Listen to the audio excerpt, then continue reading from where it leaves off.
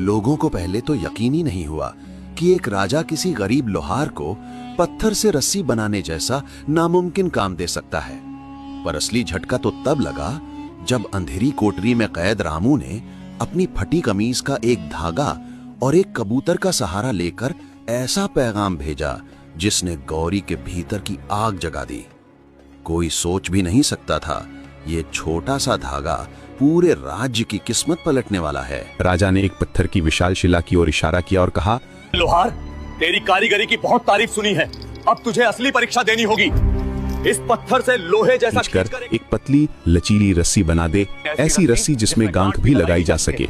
इसके लिए तुझे 7 दिन का समय देता हूँ। अगर तू सफल हुआ तो तुझे मुहमांगा इनाम मिलेगा, और अगर नहीं तो तेरा सिर धड़ से अलग कर दिया जाएगा। ये सुनकर रामू के पैरों तले जमीन खिसक गई। पत्थर से रस्सी बनाना ये असंभव था। वो बेचैन होकर बुरा सा बोला, महाराज, ये अन्याय है। पत्थर से रस्सी कौन बना सकता है? राजा दहाड़ा। चुप रहो, राजा का आदेश अंतिम होता है, ले जाओ इसे। सैनिकों ने रामू को घसीटते हुए एक अंधेरी कोठरी में डाल दिया और उसी कोठरी में वो विशाल पत्थर भी पटक दिया गया। रामू के होश पछड़े। अब उसे स्पष्ट हो गया था कि ये तलवार बनाने का बहाना नहीं, बल्कि वो और गौरी दोनों को फंसाने का भयंकर जाल था। उसी दिन महल से एक संदेश गौरी के पास भेजा गया। संदेश में लिखा था, तुम्हारे पति को एक विशेष कार्य दिया गया है।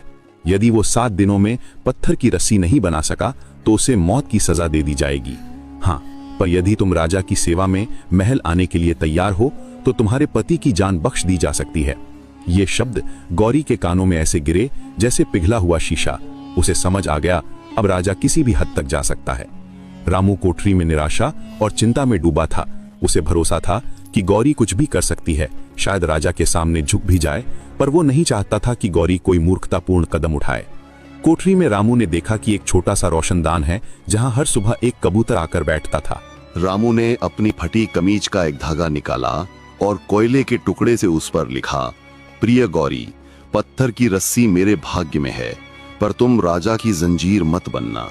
मेरा अंत ही इस कहानी का अंत नहीं है, तुम चिंता मत करना। उस धागे को उसने सावधानी से कबूतर के पैर में बांधा। वो कबूतर अक्सर उसी दिशा में उड़ता था जहां उनका गांव था। ये एक जुआ था, पर यहीं उसकी एकमात्र आशा बची थी। 3 दिन तक गौरी बेचैनी में घुटती रही। सोचा, क्या करूं?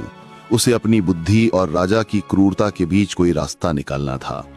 चौथे दिन सुबह जब वो आंगन में बैठी थी तो वही कबूतर आकर उसके ही उसने वो धागा खोला और रामू का संदेश पढ़ा। पढ़ते ही आंखों से आंसू निकल